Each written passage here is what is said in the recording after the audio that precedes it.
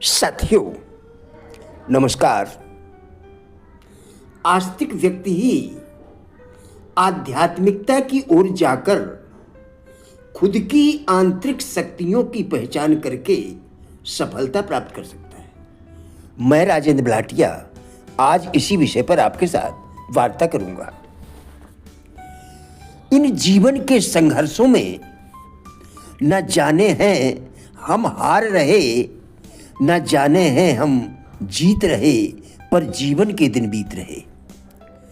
यह महत्वपूर्ण पंक्ति उन लोगों के लिए है जो बिना किसी चप्पू पतवार के जीवन रूपी नाव को चला रहे, खुद को गरीब, असहाय और मजबूर समझ रहे हैं।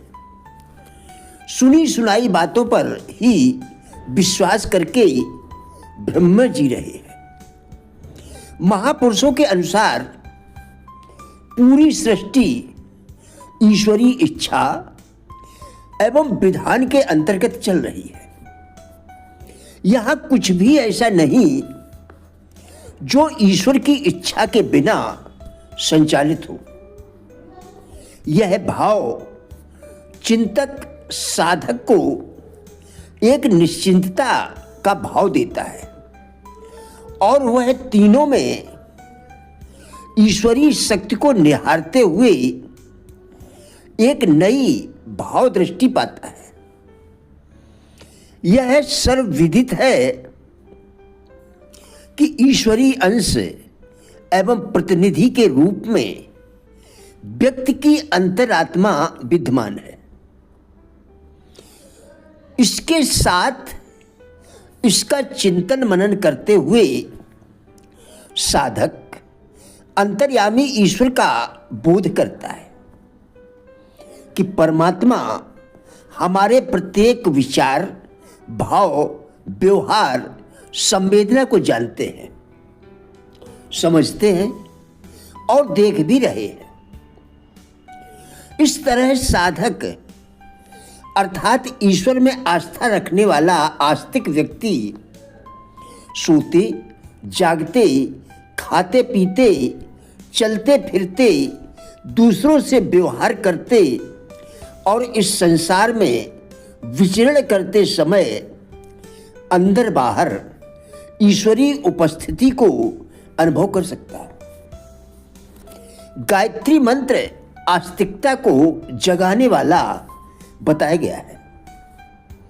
आस्तिक व्यक्ति यह समझ पाता है कि यहाँ चारों ओर सब कुछ किसी विधान के अंतर्गत चल रहा है और वह विधान अचूक, अटल और परम चैतन्य है एवं वह साथ ही उसकी आंखों में कोई धूल नहीं झोंक सकता।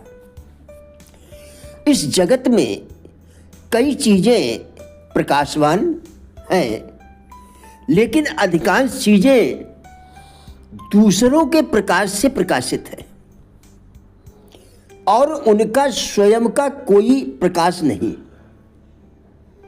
जैसे चंद्रमा की रोशनी हम देखते हैं, वह उसकी खुद की नहीं है, बल्कि वह सूर्य की रोशनी का ही प्रतिबिंब है।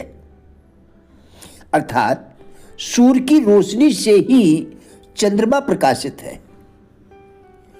इसी तरह व्यक्ति की इंद्रियां, उसका चंचल मन, प्रखर बुद्धि, सभी कुछ अंतरात्मा के कारण ही चैतन्य है। उनका अपना कोई प्रकाश नहीं। जब हम चिंतन मनन एवं ध्यान करते हैं तो हम चेतनता के स्रोत से जुड़ते जाते हैं। ईश्वरीय सत्ता के स्वप्रकाशित ज्ञानवान चैतन्य स्वरूप का चिंतन करने में अंतर हृदय के केंद्र में विद्यमान ईश्वरीय सत्ता का भी भाव चिंतन हो जाता है और आस्तिकता का भाव एक नए आयाम तक पहुंच जाता है। जिसमें ईश्वर अंश जीव अविनाशी होने का भाव और अधिक प्रगाढ़ हो जाता है और व्यक्ति अध्यात्म के क्षेत्र में प्रवेश करता चला जाता है। साधक के आत्मशुद्धि एवं आत्मिक उत्कर्ष अर्थात उन्नति में सबसे बड़ा अवरोध उसकी चिंतन, कल्पना एवं भाव व्यवहार के गलत अभ्यास एवं बिगड़ी आदतें रहती हैं। कृपया दोबारा देखें। साधक के आत्मशुद्धि एवं आत्मिक उत्कर्ष अर्थात उन्नति में सबसे बड़ा अवरोध उसकी चिंतन, कल्पना एवं भाव व्यवहार के गलत अभ्यास एवं बिगड़ी आदतें रहती हैं। इनके मूल में चित्त में जड़ जमाए जन्म जन्मांतरों के कुसंस्कार रहते हैं, जो समय समय पर बाहर उभर कर व्यक्ति की साधनात्मक प्रयासों पर पानी फेर देते हैं या फेरते रहते हैं। सोचिए, इस 100 वर्षीय जीवन को सुखद एवं संपन्न बनाने के लिए हमें 10 वर्ष तक परिश्रम खुद को जानने समझने में करना पड़े तो क्या बुरा है। एक कहावत सुनी होगी, जीवन जियो जानकर पानी पियो छानकर। मेरे प्रिय साथियों, जिंदगी को अभी से जानने का संकल्प लो। साथियों, हमारा उद्देश्य इन वीडियोस के द्वारा लोगों में जीवन के प्रति सकारात्मक दृष्टिकोण एवं जिज्ञासा पैदा करना है। कृपया वीडियो पूरा देखकर विचार करें, क्या आपके लिए यह उपयोगी है? यदि हाँ, तो कृपया लाइक, शेयर व चैनल को सब्सक्राइब करके हमारा भी उत्साह बढ़ाएं। वीडियो देखने के लिए धन्यवाद।